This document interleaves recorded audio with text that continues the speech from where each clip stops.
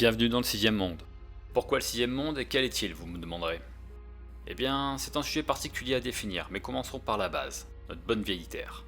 À peu de choses près, l'histoire est la même jusqu'aux années 90-2000. En 2001 a eu lieu une certaine décision juridique qui a initié l'essor des méga-corporations, déjà en bonne voie depuis la décision Ceretec de 99. Sautons quelques années et événements pour aller sur ce qui a fait basculer le monde. 2010, l'année du SIFTA. Une maladie venue d'Inde ayant parcouru la Terre en un temps record, arrivant en l'espace de 2 ans à avoir fait succomber un quart de la population mondiale avant de disparaître.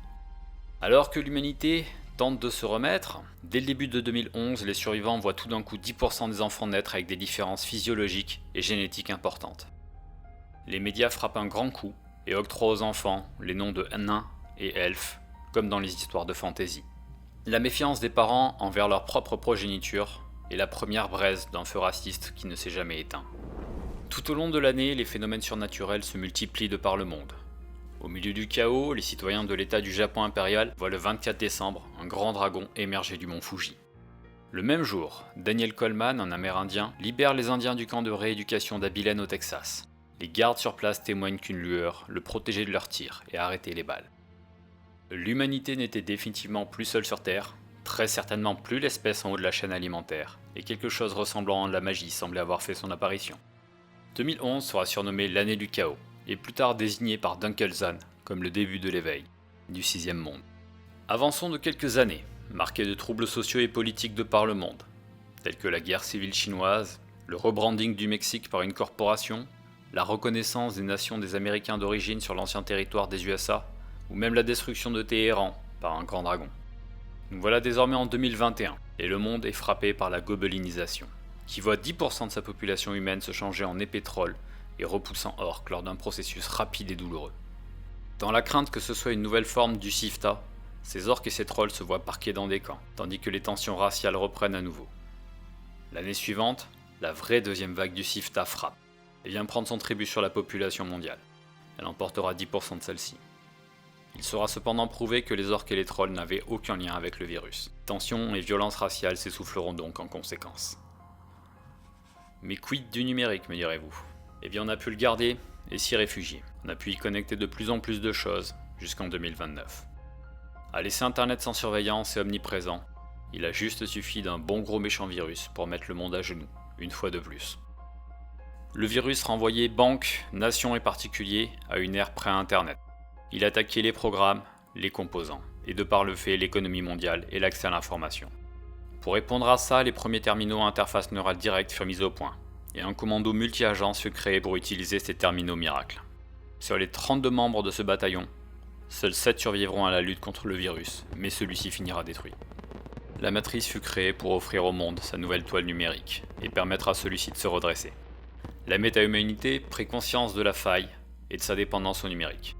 Les corporations, quant à elles, réalisèrent que désormais il existait des outils de piratage surpuissants qu'il allait falloir apprendre à contrer très vite. Avançons une nouvelle fois dans le temps. Nous sommes en 2055 et une épidémie de SIFTA est déclarée à Chicago. La ville est emmurée, mise en quarantaine piégeant une partie de sa population. Quelques mois après, une charge nucléaire explose dans la ville isolée. Alors que le monde s'interroge, le Nexus de Denver remet en question la quarantaine et déclare que la ville sera en proie à une invasion d'esprits insectes venus d'un autre métaplan. La méga corporation Ares Macrotechnologies est pointée du doigt pour n'avoir rien fait alors qu'elle savait ce qui se passait et attendait de voir s'il y avait moyen d'exploiter ces entités venues d'ailleurs. La ville restera emmurée une dizaine d'années, le temps que les militaires nettoient le gros des forces restantes de l'invasion. Désormais, la méta-humanité se savait la proie d'esprits lointains et innombrables. Heureusement que les corporations étaient là, avec des armes expérimentales à tester, breveter et commercialiser. Et maintenant, revenons au présent. Revenons en 2080. Après un nouveau crash 2.0 de la matrice, celle-ci a été reconstruite, remodelée et en réalité augmentée. Elle est désormais omniprésente, mais surveillée et régulée. Subsistent des zones d'ombre, des artefacts, des IA en liberté. Mais vous pouvez désormais profiter de votre cocktail favori dans votre boîte préférée, depuis chez vous en SimSense. Vous pouvez faire l'expérience de visite virtuelle des locaux du siège de votre corporation ou n'importe quel autre loisir numérique. Mais dans tous les cas, pliez-vous aux règles de Dieu ou craignez son châtiment. Une nouvelle vague de gobelinisation a accru les populations orques et trolls, ainsi que fait apparaître des variantes, assez métatypes. Désormais la puberté pouvait vous transformer si les gènes dormaient encore en vous. Qui va se soucier de votre acné maintenant que des défenses vous ont poussé? Profitez-en.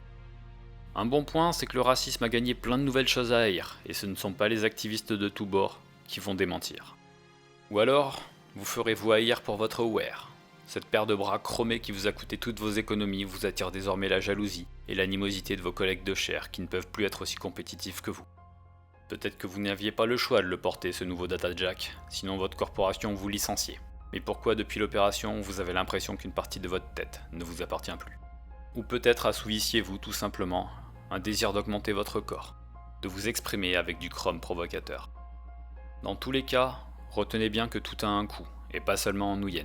Quand vous avez laissé vos jambes sur la table d'opération pour du métal, c'est aussi de cette encre pour votre âme que vous avez laissé. Se couvrir de chrome et avoir des yeux cybernétiques est à coup sûr le meilleur moyen de sacrifier sa capacité à saisir la vie et sa magie. Du coup, pour ce qui est de la magie de notre monde, définitivement des progrès ont eu lieu. Suite à la manœuvre pyrotechnique des natifs originels d'Amérique, elle est passée d'incomprise à redoutée.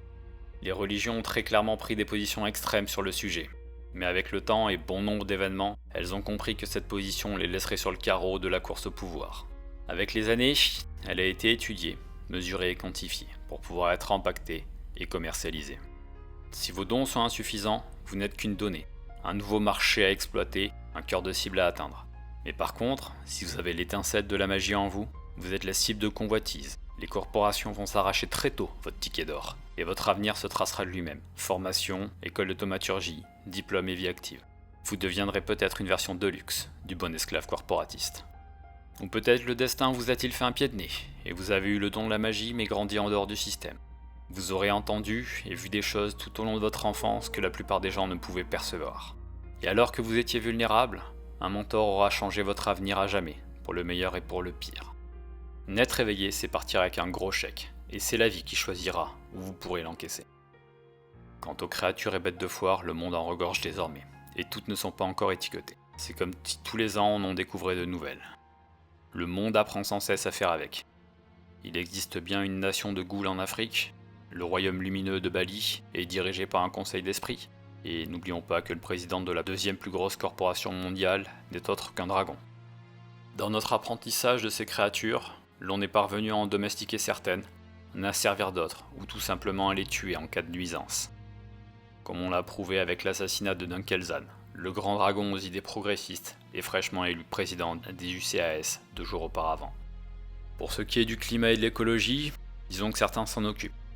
D'autres continuent de ravager le monde avec la voracité d'un dragon, et ironiquement celui qui s'en préoccupe le plus est un dragon.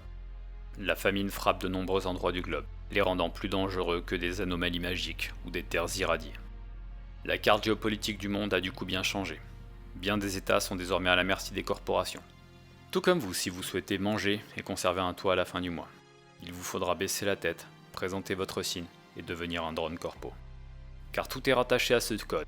Votre passé, votre présent, vos droits, tout peut y être lu. À moins que vous n'en possédiez pas et que vous viviez en dehors du système. Quoi qu'il en soit, que vous n'ayez rien ou non, vous possédez quelque chose d'unique qui n'appartient qu'à vous et que vous allez miser sur la table. Peut-être avez-vous un don magique, un bagou d'exception, vous parlez peut-être aux machines ou aux esprits, ou alors vous avez une détermination de fer et une vengeance à assouvir.